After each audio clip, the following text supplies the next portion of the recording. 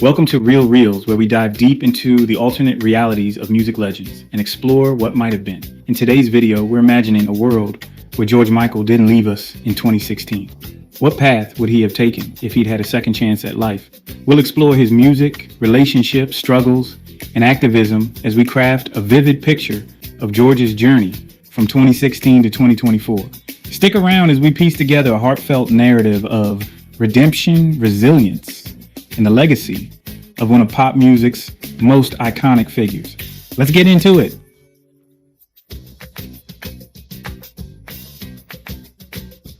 George Michael, born Georgios Kyriakos Panayotou on June 25, 1963 in London, was a British singer-songwriter who rose to fame in the 1980s. He formed Wham! With Andrew Ridgeley, producing hits like Wake Me Up Before You Go Go and Last Christmas.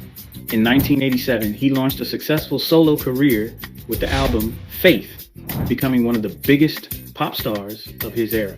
George came out as gay in 1998, becoming a prominent LGBTQ+ advocate. His later years were marked by struggles with health and substance abuse, but his legacy as an iconic pop star endured. George Michael passed away on December 25, 2016, from heart failure, leaving behind a lasting impact on music and pop culture. In 1992, George Michael sued Sony Music, seeking release from what he saw as an exploitative contract that stifled his creativity. In this alternate reality, George wins the legal battle, and his life takes a different trajectory. Here's how his path might have unfolded from 1992 onward.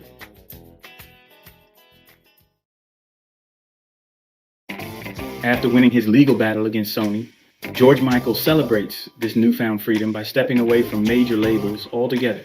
At 30, he establishes his own independent label, a bold move inspired by his desire for creative control and a belief in artist empowerment. He names it Freedom Records, symbolizing his fight against the constraints of the corporate music industry.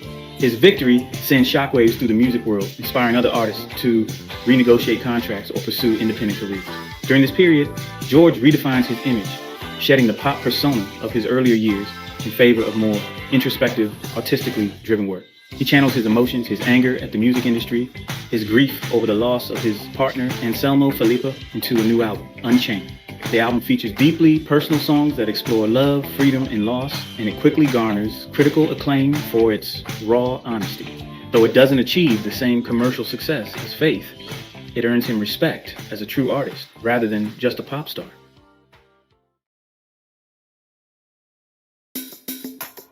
With Freedom Records up and running, George uses his label as a platform to collaborate with other artists. He partners with Prince, who is also going through his own battles for artistic independence. And the two create an album that fuses their respective styles: funky, soulful, and unapologetically bold. The album Liberty becomes a cult favorite and strengthens George's position as an artist with a message, rather than a chart-chasing pop icon.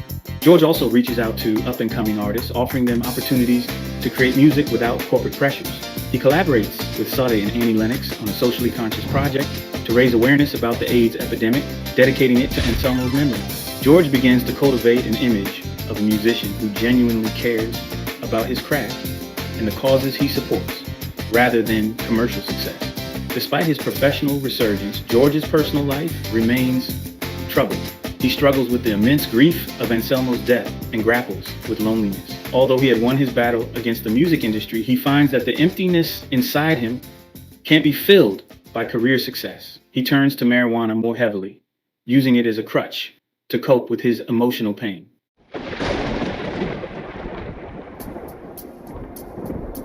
In 1997, George's mother, Leslie, passes away. Her death devastates him, plunging him into a deep depression. During this time, George retreats from the spotlight, canceling planned tours and collaborations. He spends much of his time in his London home focusing on his mental health and reflecting on the direction of his life. He writes songs during this period, but they remain unreleased, too personal and painful to share. After his mother's passing, George begins seeing a therapist who helps him confront some of his past traumas and start the process of healing. He slowly emerges from his reclusion with a new sense of purpose. He decides to use his platform to raise awareness about mental health issues, becoming an outspoken advocate for destigmatizing therapy and emotional vulnerability, a rarity for male celebrities of his era.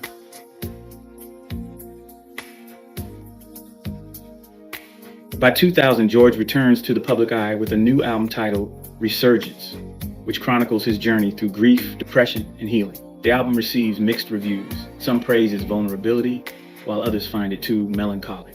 Regardless, George feels a sense of pride in its authenticity.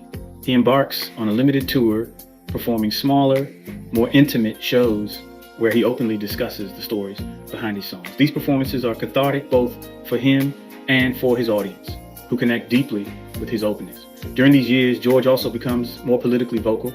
He's outspoken against the Iraq War, participating in anti-war demonstrations, and using his music to criticize government action. He releases a protest single, Shoot the Messengers, which gains traction as an anti-establishment anthem. However, his political stance and activism also make him a target of backlash, particularly from conservative media outlets, which criticize him for being too radical.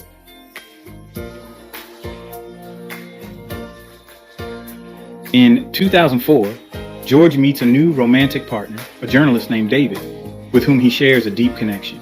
Their relationship is passionate but tumultuous, largely due to George's continued struggles with substance abuse. Though he tries to stay away from harder drugs, he finds himself increasingly relying on marijuana and prescription medications to manage his anxiety and stress. In 2006, George is arrested for possession of marijuana, an event that becomes a tabloid sensation. Despite the embarrassment, George decides to address the situation head-on. He admits his struggles publicly, choosing not to hide behind a carefully managed public relations response. He participates in a documentary called Freedom and Flaws, where he opens up about the pressures of fame, the difficulty of maintaining sobriety, and the impact of losing those closest to him. The documentary is polarizing. Some see it as brave, while others see it as an excuse for his behavior.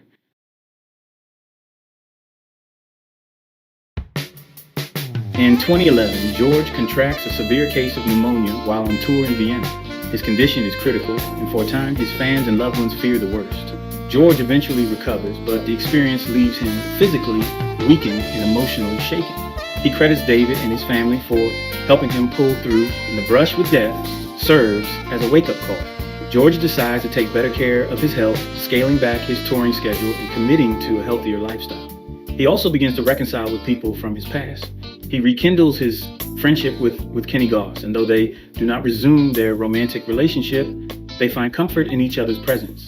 George also reaches out to Andrew Ridgeley, and the two discuss the possibility of a Wham reunion for a one-off charity event. Though the reunion never materializes, the renewed friendship brings George a sense of closure.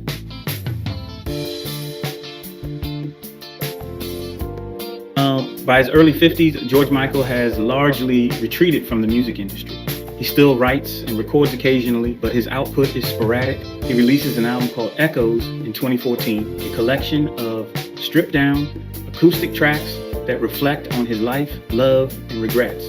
The album is warmly received, though it never reaches the commercial heights of his earlier work. George focuses more on philanthropy, funding programs for mental health awareness, LGBTQ+ rights, and homelessness. He uses his money quietly, often donating anonymously, and avoids the media spotlight. He also mentors young LGBTQ+ artists, encouraging them to stay true to themselves in an industry that often demands conformity. George remains politically outspoken, supporting LGBTQ+ rights globally and speaking against conservative policies in the UK. He becomes an elder statesman of pop, a figure admired for his honesty, resilience, and refusal to conform to the expectations of fame.